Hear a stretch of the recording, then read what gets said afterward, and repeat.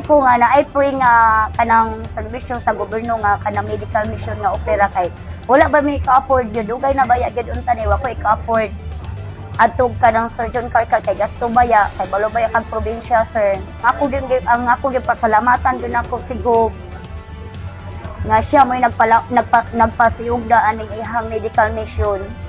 Daghan kay salamat Gob sa imong pre nga medical mission. Daghan kayong nalipay kay daghan kayong mga tao nga di ka pod mo nang salamat ko ni Governor Pam no nga ang iyang legasiya ang priority niya ang health, although daghan pay problema ang probinsya sa Subo pero priority gid niya ang health.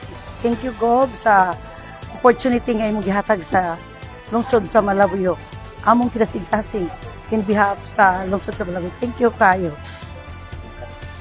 Nagpasalamat sa Cebu Provincial Government ang gatusan ka mga pasyente nga nahatagan og serbisyong medikal sa gipahigayon nga medical ug surgical mission sa MJ Cuenco Memorial Hospital sa lungsod sa Malabuyo.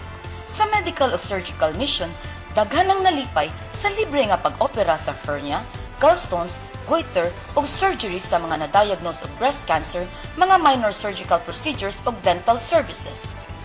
Sa administrasyon ni Governor Pambari 4, giatiman ang kahimsog sa katawhan nga anaa sa kalungsuran pinaagi sa medical ug surgical mission. Ako si Rhea Manila sa bag-ong liderato, manginlabot, magpakabana tungod kay ato ang Sugbo.